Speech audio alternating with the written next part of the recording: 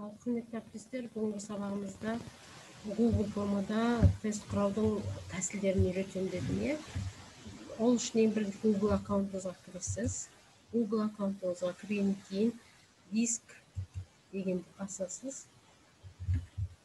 Осының ішінде плюс дегенді, создать дегенді басасыз, плюс ещені басасыз.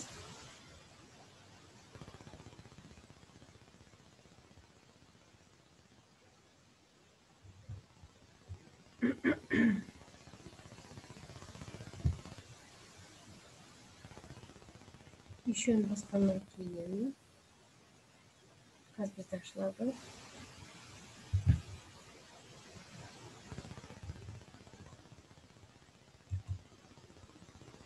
Google форма дегеннен кейін осы жерде енді атын жазып кете бересіз. Мысалға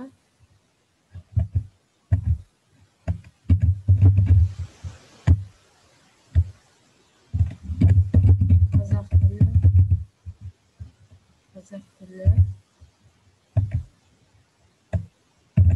6-шы сынып.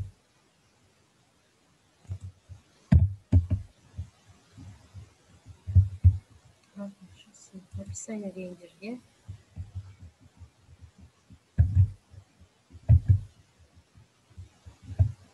екінші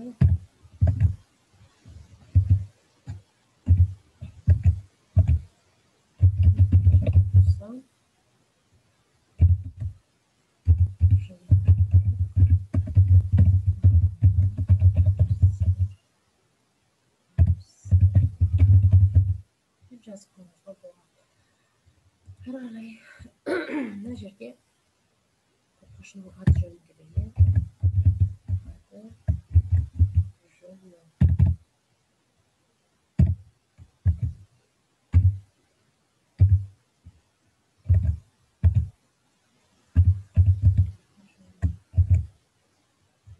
Енді баланың аты жөнін жазу керек, бізге ешқандай вариант керек емес. Сол үшін один списка дегендегі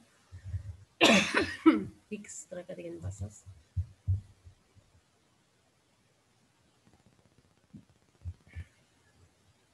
Обязательный вопрос деген басасыз. Ары қарай келесі сұрақты құрастыру үшін плюсті басасыз. Плюсті басып, бірінші сұрақ. Мысалға бізде бірінші сұрақ. Бірінші сұрақ.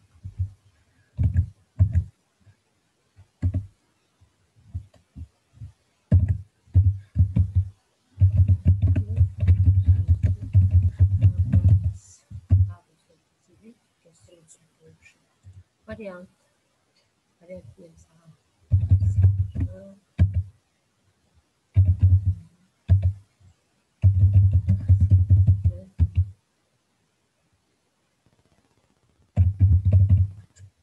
Енді осының ішінде дұрыс жауап белгілеу үшін, біз дұрыс жауап белгілеп, бал беру үшін настройка дегенге барамыз. Осы жердегі тесті дегенді белгілейміз. Мына жерде бізде өшіп тұр, оны қосамыз. Мына жердегі барлық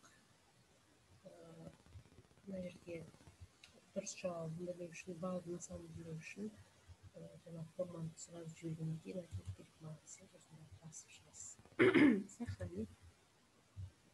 Енді сұрақтың жауабын белгілейік. Ответ деген басасыз. Бір жауаптан бізде дұрыс болды. Дұрыс жауаптан. Енді готово. Осы жерде обязательный вопрос деген басамыз. Балалар бір-біріне көшірмес үшін мына көрнектен басып, перемешать ответ деген басып қоясыз. Бір балаға елікті сөз үшінші тұрса, біреуге екінші болып барады, біреуге соңында барады деген сияқты. Сол үшін ары қарай бұл жаңағы тест сұрақтарын тәжірибе тапсырмасы құрғандағы бір жауапты қажет ететін алғашқы 5 сұрақты сұрақтарымыз болады. Ары қарай келесі сұрақты бірнеше жауапты қажет ететін сұрақты құрастырамыз. Бірнеше жауапты қажет ететін сұрақты құрастырамыз. Ол үшін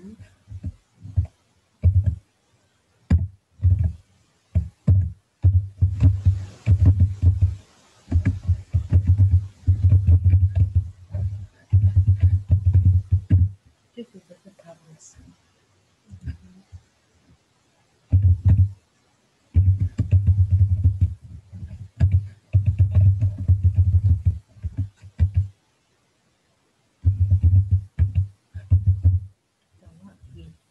бірнеше жауап.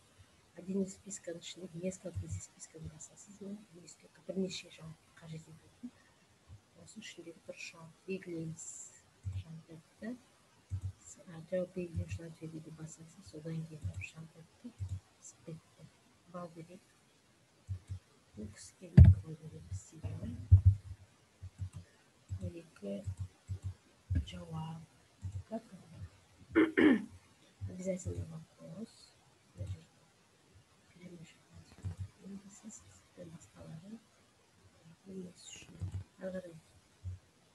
Енді сәйкестендіру. Мына күрделілер кетіп жатыр, иә? Күрделі кетеді. Бірнеше жауап қажет ететін. Сосын сәйкестендіру құралы. Сәйкестендіру құру үшін. Үшінші.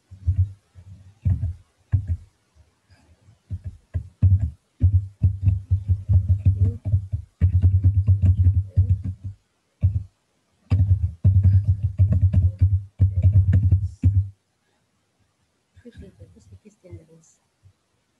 Бұл жаңағы сеттер дегенді басасыз. Сәйкестендіріңіз дейміз. Екінші сөз. Сіздер тапсырмаларда қазақ әдебиетінде әдебиет теориясына байланысты көптеген тәсілдерді табуды көбінде осылай сәйкестендіруге беріп жатыр қазіргі жағдайда. Жауабы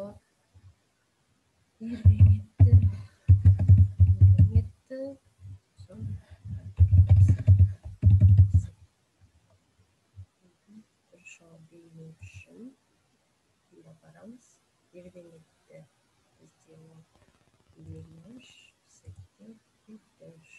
Мұнда Нұрлан, мұнда Нұрлан. Обязательно вопрос.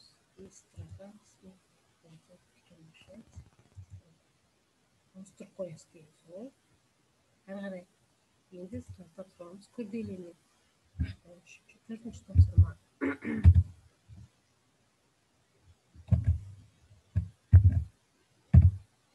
Төртінші тапсырма бізде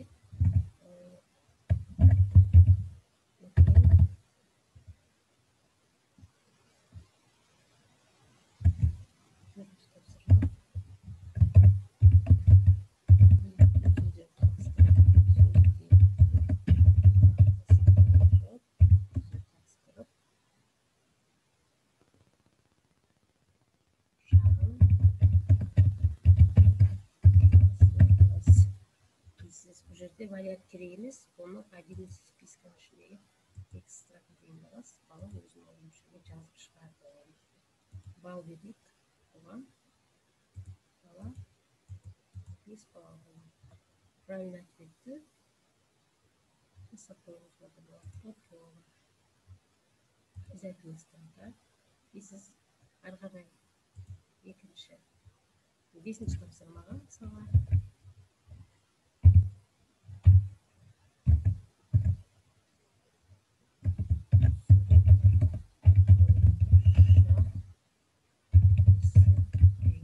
сөз көзқарасын білдіріп жіберіңіз. Бұл жерде сурет қоюымыз керек. Интернеттен аласыз. Не болмаса дайын суреттерден аласыз, не болмаса енді өзіңіз фантазияңыз қалай аласыз. Бізде дайын тұрған сол тәжірибені портретін қоясыз да, осыған байланысты один из деген жерге өзгертесіз. Экстрадан қоясыз, себебі осыған байланысты эссе жазады. Эссесінде үлкен сөздерді қатыстырады. Бал берейік. Бал. Мұнда 5 бал.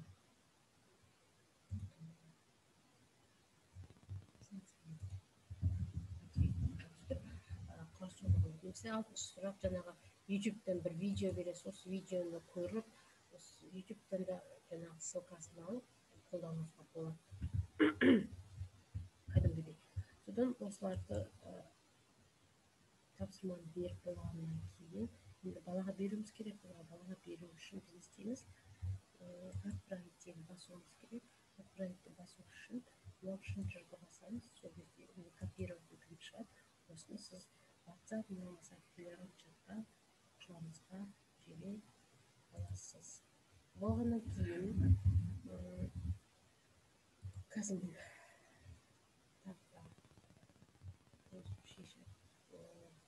Жарайды. Сіздерге бердік. Жарайды. Қазір шешеміз. Шешеміз. Бізде шешелікті жауабын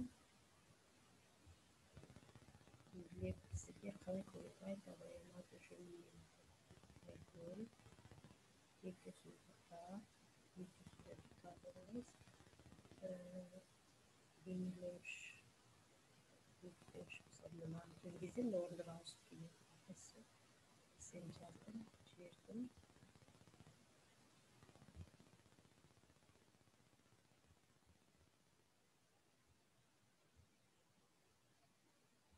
Жібердім, мәселе жазу керек сондықтан.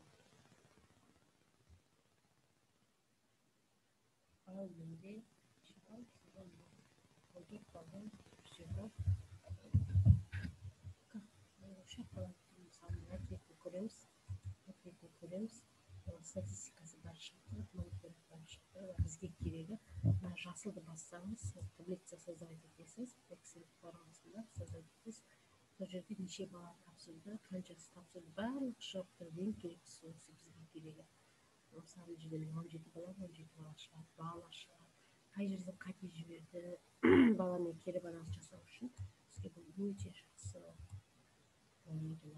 Кері байланысты жасап, бірақ тапсырмаларда қандай қате жібердіңіз, осы сияқты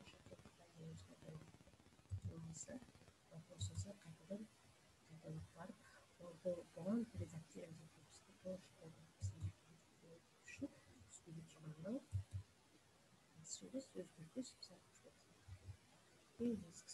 осы сияқты тжб тапсырмаларын өзіңіздің дайындық қылып қойған тжб-ларыңызды қолдануға болады. Описание деген жерге тжб-ның мақсаттарын жазуға болады. Мақсаттарын жазуға болады. Мына жерге оқушының аты жөнін дейсіз, тағы да бір графа беріп жіберіп, тағы да мынадан кейін тағы да бір графа беріп жіберіп, жаңағы оқу жазуыңызға болады. Мысалы бірінші мақсат, оған тағы да строфаларын бересіз. Бірінші мақсат мынау, екіншісіне деген осылай жазылған аты жөнін жазады. Осы жерге де бағалау критерийін жасауыңызға болады. Бағалау критерийі. Бала нені білу керек? Бірінші мынау, екінші мынау, үшінші мынау. Сол бағалау критерийі арқылы өзі бала тапсырманы реттеуге дайын формаластыруыңызға жасап, сосын үй жөнінде балаға жібересіз. Түсіндіңіз ғой,